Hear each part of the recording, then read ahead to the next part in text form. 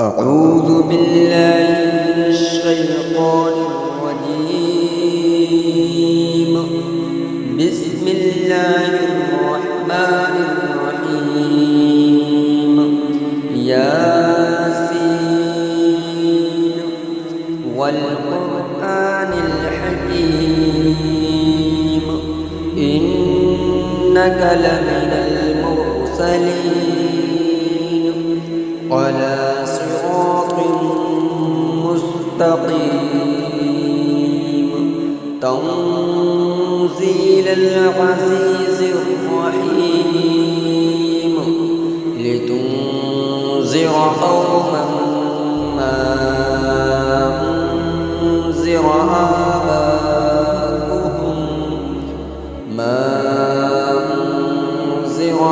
آباؤهم فهم غافلون. لقد حق القول على أكثرهم فهم لا يؤمنون. إنا جعلنا في أعناقهم أغلالا فهي إلى الأذقان فهم مقمحون. وجعلنا من بين أيديهم سدا ومن خلفهم سدا فأغشيناهم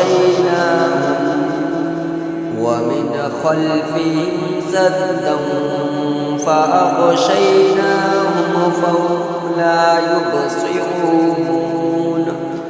وسواء عليهم أأنذرتهم أم لم تنذرهم لا يؤمنون. إنما تنذر من اتبع الذكر وخشي الرحمن بالغيب فبشره بمغفرة وأجر كريم.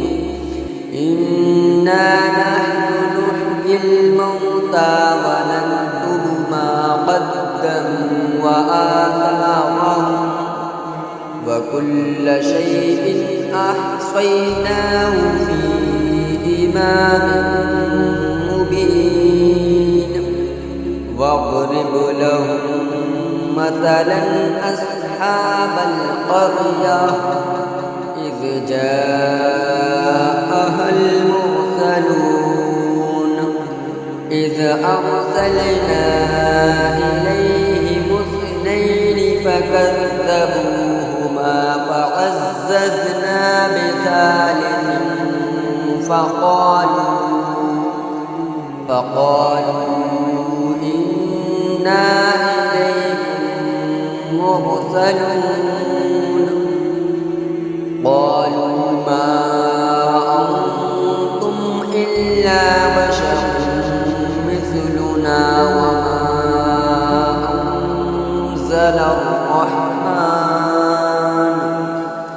وما أنزل الرحمن من شيء إن أنتم إلا تكذبون. قالوا ربنا يعلم إنا إليكم لمرسلون وما علينا إلا البلاغ المبين. قالوا إنا تطيرنا بكم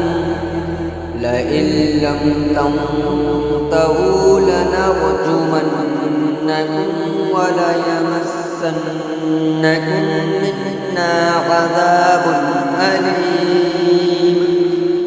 قالوا طائركم معكم أئن ذكرتم بل أنتم قوم مسرفون. وجاء من أقصى المدينة رجل يسعى قال يا قوم اتبعوا أتبع المرسلين اتبعوا من لا يسألكم أجرا وهم مهتدون وما لي لا أعبد الذي فطرني وإليه ترجعون أأتخذ من دونه آلهة إن يردني الرحمن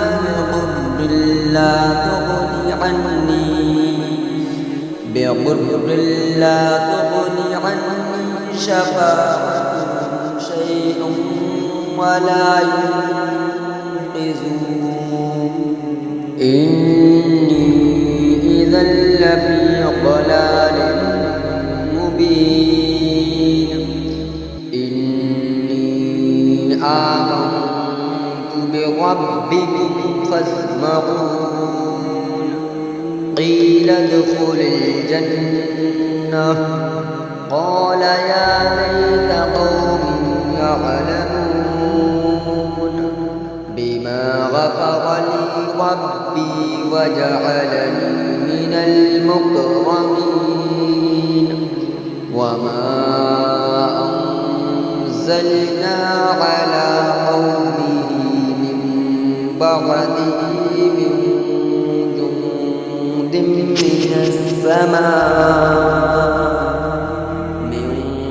جند من السماء وما كنا منزلين إن كانت إلا صيحة واحدة فإذا هم خامدون يا حسرة على العباد ما يأتيهم من رسول إلا كانوا به يستهزئون ألم يروا كم أهلكنا قبلهم من القرون أنهم إليهم لا يرجعون وإن كل لما جميع لدينا محضرون وآية لهم الأرض الميتة أحييناها وأخرجنا منها حبا فمنه يأكلون وجعلنا فيها جنات من نخيل وأعناب وفجرنا فيها من العيون ليأكلوا من ثمره وما عملته أيديهم أفلا يشكرون سبحان الذي خلق الأزواج كلها مما تنبت الأرض ومن أنفسهم ومما لا يعلمون وآية لهم الليل نسلخ منه النهار فإذا هم مظلمون والشمس تجري لمستقر لها ذلك تقدير العزيز العليم والقمر قدرناه منازل حتى عاد كالعرجون القديم لا الشمس ينبغي لها أن تدرك القمر ولا الليل سابق النهار وكل في فلك يسبحون وآية لهم أنا حملنا ذريتهم في الفلك المشحون وخلقنا لهم من مثله ما يركبون وإن نشأ نغرقهم فلا صريخ لهم ولا هم ينقذون إلا رحمة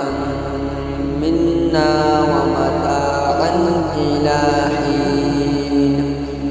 وإذا قيل لهم اتقوا ما بين أيديكم وما خلفكم لعلكم ترحمون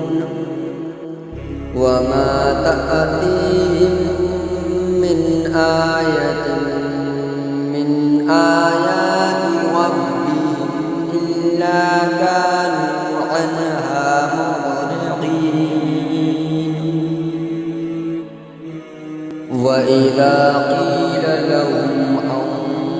أنفقوا مما رزقكم الله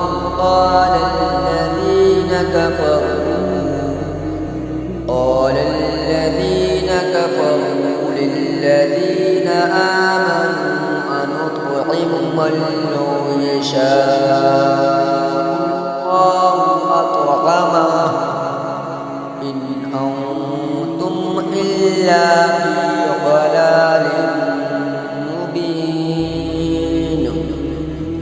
ويقولون متى هذا الوعد إن كنتم صادقين ما ينظرون إلا صيحة واحدة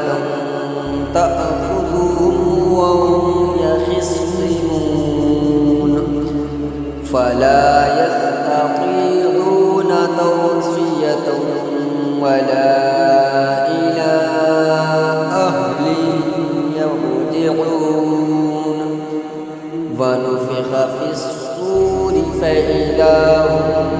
من الأجداث إلى ربهم ينسلون قالوا يا ويلنا من بعثنا من مرقدنا هذا ما وعد الرحمن وصدق المرسلون إن كانت إلا صيحة واحدة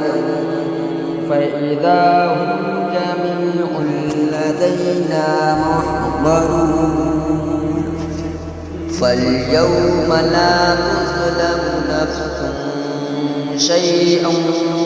ولا تجزون إلا ما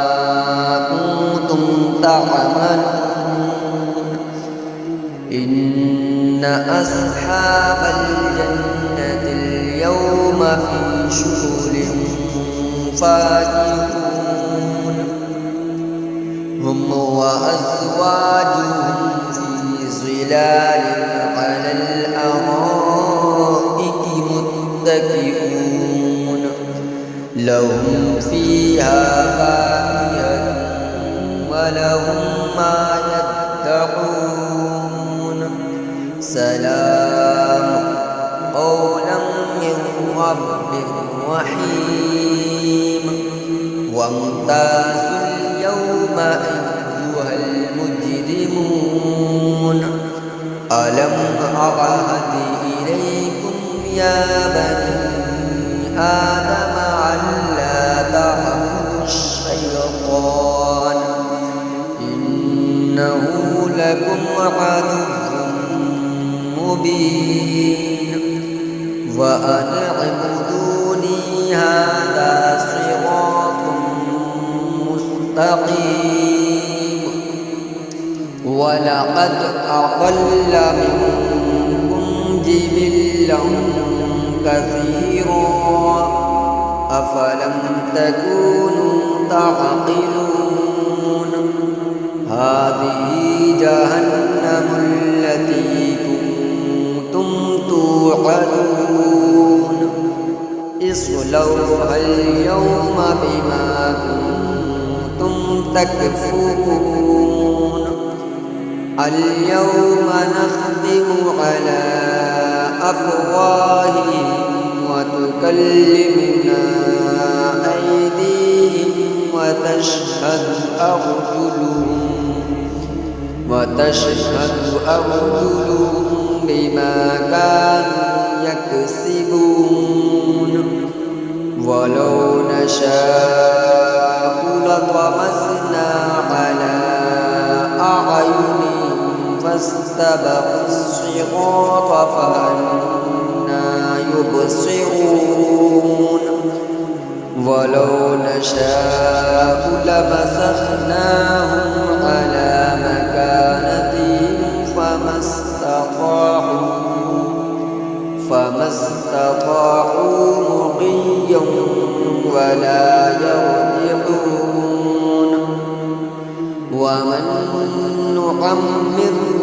ننكسه في الخلق أفلا يعقلون وما علمناه الشعر وما ينبغي له إن هو إلا ذكر وقرآن مبين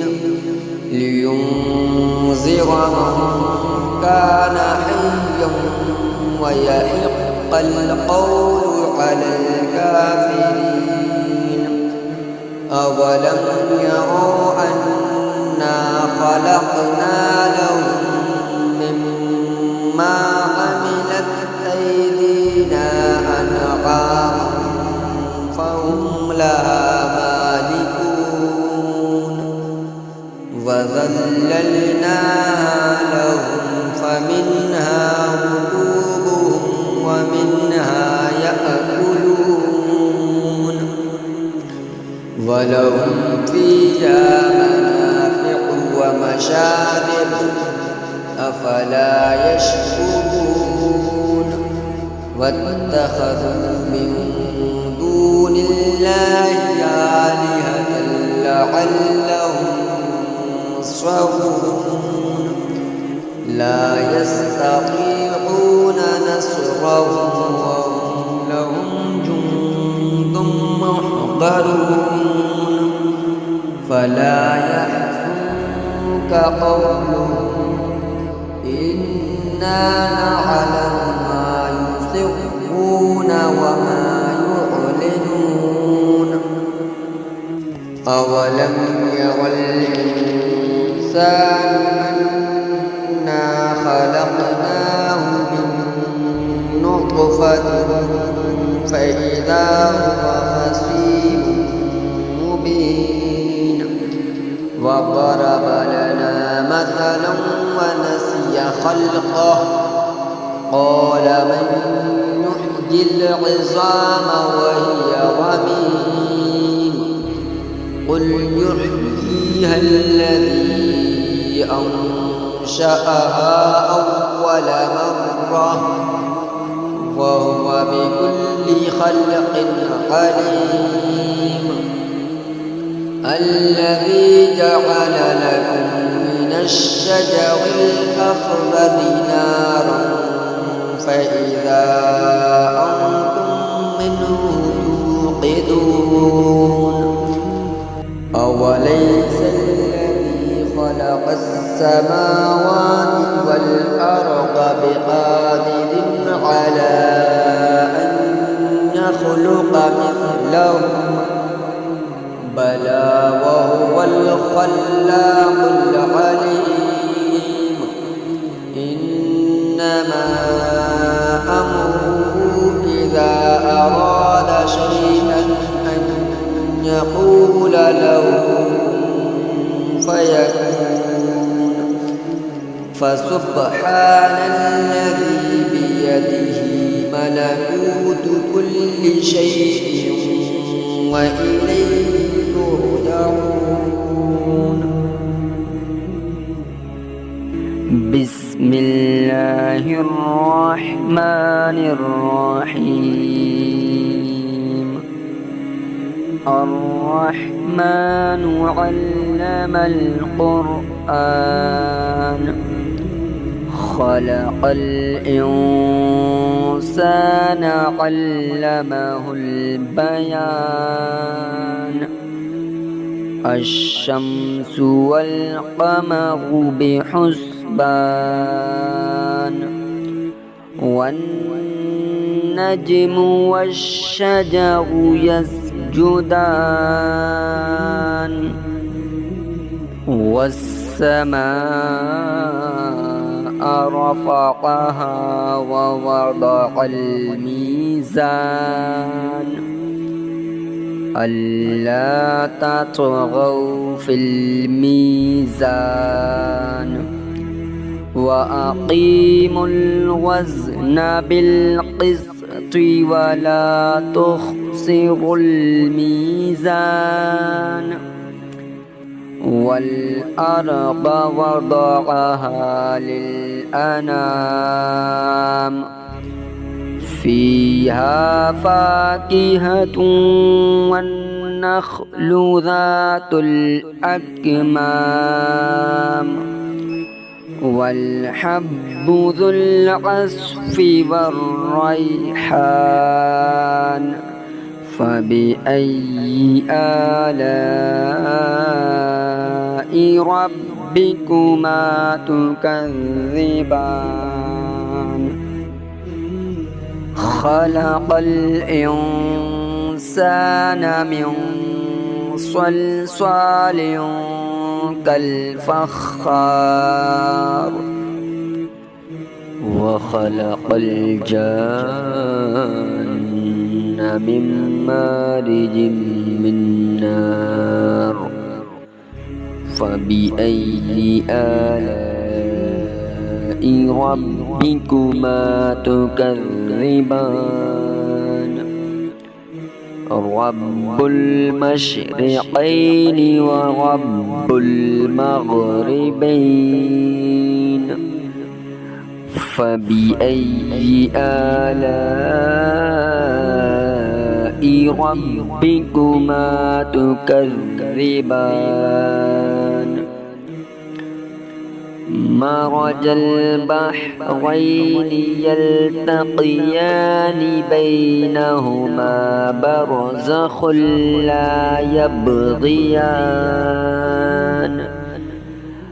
فبأي آلاء ربكما تكذبان؟ يخرج منهما اللؤلؤ والمرجان. فبأي آلاء ربكما تكذبان؟ وله الجوار المنشآت في البحر كالأعلام. فبأي آلاء ربكما تكذبان؟ كل من عليها فان ويبقى وجه ربك ذو الجلال والإكرام. فبأي آلاء ربكما تكذبان؟ يسأله من في السماوات والأرض كل يوم هو في شأن. فبأي آلاء ربكما تكذبان؟ سنفرغ لكم أيها الثقلان. فبأي آلاء ربكما تكذبان؟ يا معشر الجن والإنس إن استطعتم أن تنفذوا من أقطار السماوات والأرض فانفذوا لا تنفذون إلا بسلطان فبأي آلاء ربكما تكذبان يرسل عليكما شواظ من نار ونحاس فلا تنتصران فبأي آلاء ربكما تكذبان فإذا انشقت السماء فكانت وردة كالدهان فبأي آلاء ربكما تكذبان فيومئذ لا يسأل عن ذنبه إنس ولا جان فبأي آلاء ربكما تكذبان يعرف المجرمون بسيماهم فيؤخذ بالنواصي والأقدام فبأي آلاء ربكما تكذبان هذه جهنم التي يكذب بها المجرمون يطوفون بينها وبين حميم آن فبأي آلاء ربكما تكذبان ولمن خاف مقام ربه جنتان فبأي آلاء ربكما تكذبان ذواتا أفنان فبأي آلاء ربكما تكذبان فيهما عينان تجريان فبأي آلاء ربكما تكذبان فيهما من كل فاكهة زوجان فبأي آلاء ربكما تكذبان متكئين على فرش بطائنها من استبرق وجنى الجنتين دان فبأي آلاء ربكما تكذبان فيهن قاصرات الطرف لم يطمثهن إنس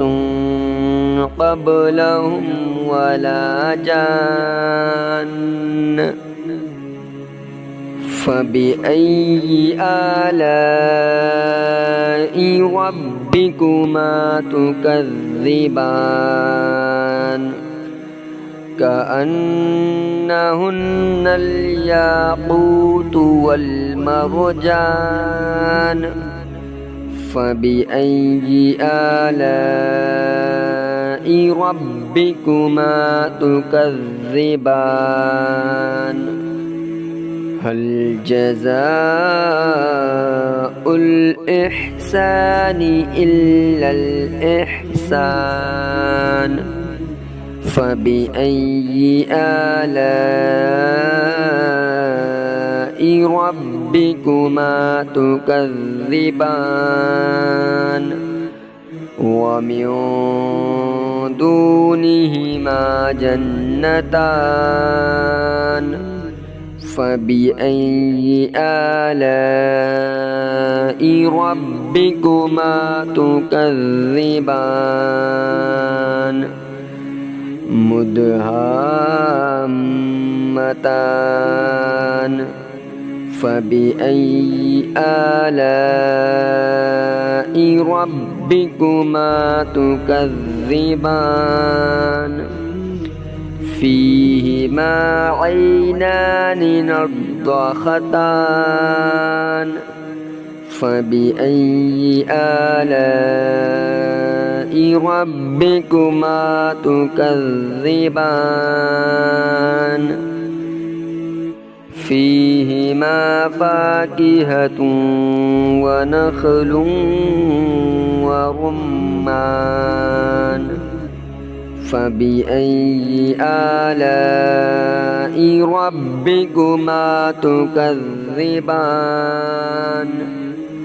فيهن خيرات حسان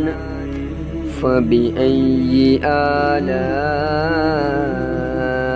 ربكما تكذبان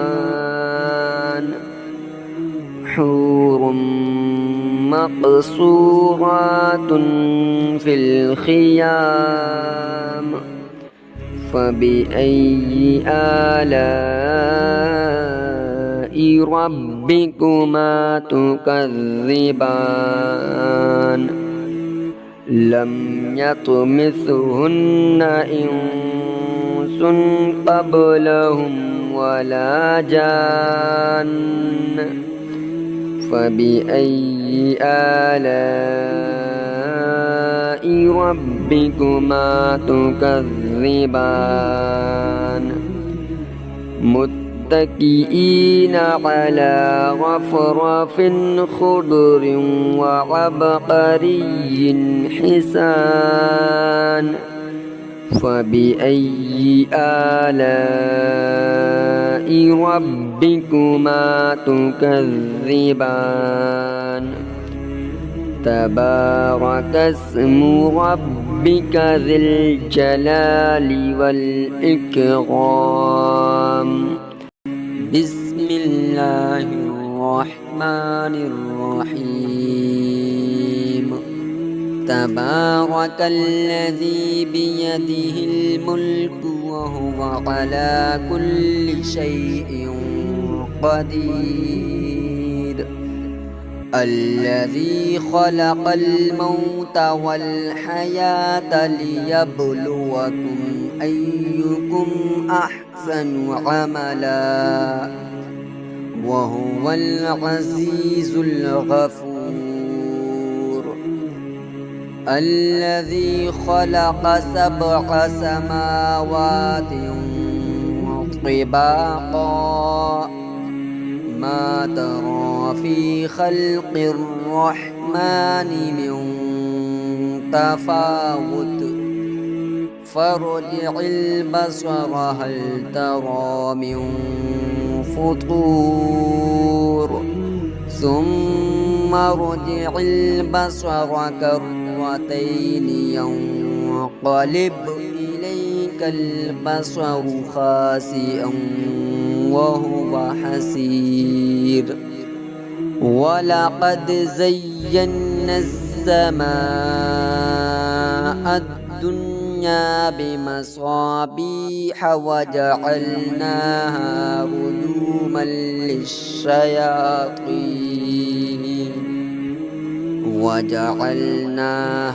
رجوما للشياطين وأعتدنا لهم عذاب السعير وللذين كفروا بربهم عذاب جهنم وبئس المصير إذا ألقوا فيها سمعوا لها شهيقا وهي تفور تكاد تميز من الغيظ كلما ألقي فيها فوج سألهم خزنتها ألم يأتكم نذير قالوا بلى قد جاءنا نذير فكذبنا وقلنا ما نزل الله من شيء إن أنتم إلا في ضلال كبير وقالوا لو كنا نسمع أو نعقل ما كنا في أصحاب السعير فاقترفوا بذنبهم فسحقا لأصحاب السعير إن الذين يخشون ربهم بالغيب لهم مغفرة وأجر كبير وأسروا قولكم أو اجهروا به إنه عليم بذات الصدور ألا يعلم من خلق وهو اللطيف الخبير هو الذي جعل لكم الأرض ذلولا فامشوا في مناكبها وكلوا من رزقه وإليه النشور أأمنتم من في السماء أن يخسف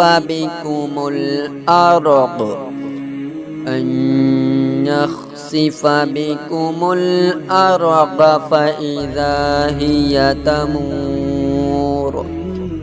أم أمنتم من في السماء أن يرسل عليكم حاصبا فستعلمون كيف نذير ولقد كذب الذين من قبلهم فكيف كان نكير أولم يروا إلى الطير فوقهم صافات ويقبضن ما يمسكهن إلا الرحمن إنه بكل شيء بصير أمن هذا الذي هو جند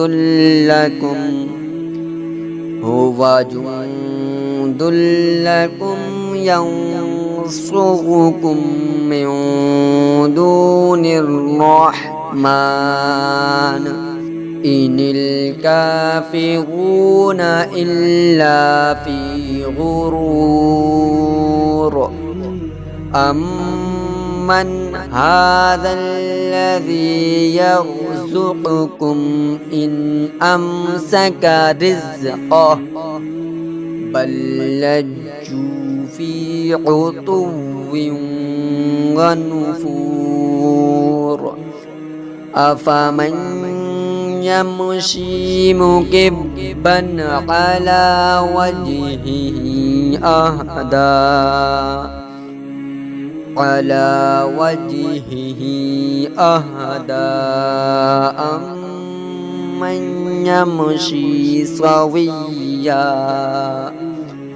أمن يمشي سويا على صراط مستقيم قل هو الذي أنشأكم وجعل لكم السمع والأبصار والأفئدة قليلا ما تشكرون قل هو الذي ذرأكم في الأرض وإليه تحشرون ويقولون متى هذا الوعد إن كنتم صادقين قل إنما العلم عند الله وإنما أنا نذير مبين فلما رأوه زلفة سيئت وجوه الذين كفروا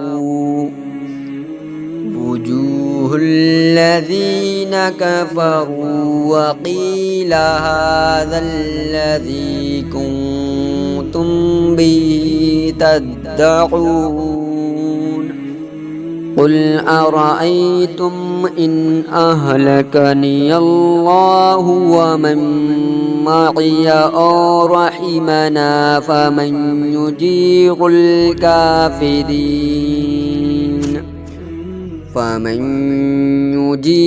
الكافرين من عذاب أليم قل هو الرحمن آمنا به وعليه توكلنا فستعلمون من هو في ضلال مبين قل أرأيتم إن أصبح ماؤكم غورا فمن يأتيكم بماء معين بسم الله الرحمن الرحيم إذا وقعت الواقعة ليس لوقعتها كاذبة خافضة رافعة إذا رجت الأرض رجا وبست الجبال بسا فكانت هباء منبثا وكنتم أزواجا ثلاثة فأصحاب الميمنة ما أصحاب الميمنة وأصحاب المشأمة ما أصحاب المشأمة والسابقون السابقون أولئك المقربون في جنات النعيم ثلة من الأولين وقليل من الآخرين على سرر موضونة متكئين عليها متقابلين يطوف عليهم ولدان مخلدون بأكواب وأباريق وكأس من معين لا يصدعون عنها ولا ينزفون وفاكهة مما يتخيرون ولحم طير مما يشتهون وحور عين كأمثال اللؤلؤ المكنون جزاء بما كانوا يعملون لا يسمعون فيها لغوا ولا تأثيما إلا قليلا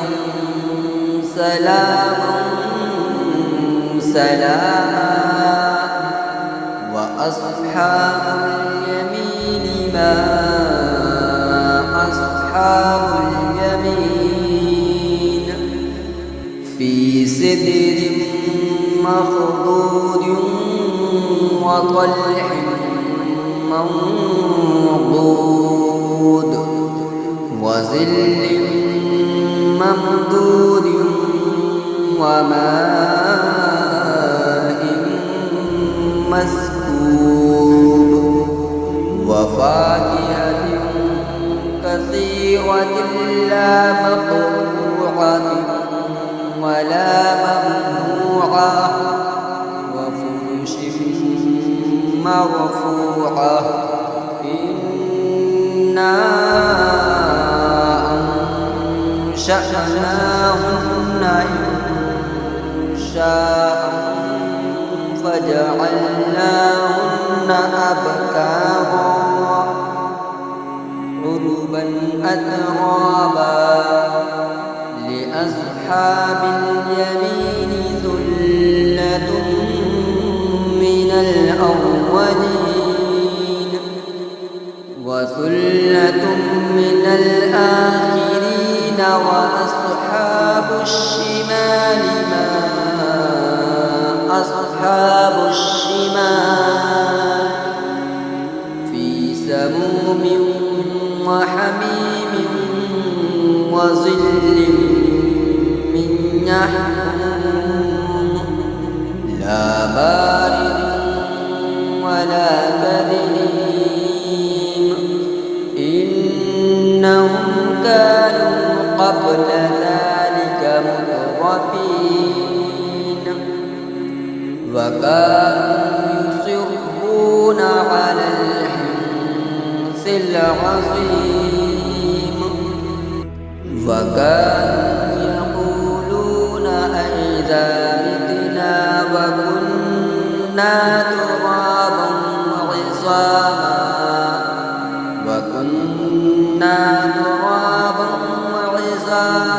أئنا لمبعوثون أوآباؤنا الأولون قل إن الأولين والآخرين لمجموعون إلى ميقات يوم معلوم إنكم أيها الضالون المكذبون لآكلون من شجر من زقوم فمالئون منها البطون فشاربون عليه من الحميم فشاربون شرب الهيم هذا نزلهم يوم الدين نحن خلقناكم فلولا تصدقون أفرأيتم ما تمنون أأنتم تخلقونه أم نحن الخالقون نحن قدرنا بينكم الموت وما نحن بمسبوقين على أن نبدل أمثالكم وننشئكم فيما لا تعلمون ولقد علمتم النشأة الأولى فلولا تذكرون أفرأيتم ما تحرثون أأنتم تزرعونه أم نحن الزارعون ولو نشاء لجعلناه حطاما فظلتم تفكرون إنا لمغرمون بل نحن محرومون أفرأيتم الماء الذي تشربون أأنتم أنزلتموه من المزن أم نحن المنزلون ولو نشاء لجعلناه أجاجا فلولا تشكرون أفرأيتم النار التي تورون أأنتم أنشأتم شجرتها أم نحن المنشئون نحن جعلناها تذكرة ومتاعا للمقوين فسبح باسم ربك العظيم فلا أقسم بمواقع النجوم وإنه لقسم لو تعلمون عظيم إنه لقرآن كريم في كتاب مكنون لا يمسه إلا المطهرون تنزيل من رب العالمين أفبهذا الحديث أنتم مدهنون وتجعلون رزقكم أنكم تكذبون فلولا إذا بلغت الحلقوم وأنتم حينئذ تنظرون ونحن أقرب إليه منكم ولكن لا تبصرون فلولا إن كنتم غير مدينين ترجعونها إن كنتم صادقين فأما إن كان من المقربين فروح وريحان وجنة نعيم وأما إن كان من أصحاب اليمين فسلام لك من أصحاب اليمين وأما إن كان من المكذبين الضالين فنزل من حميم وتصفية جحيم إن هذا لهو حق اليقين فسبح باسم ربك العظيم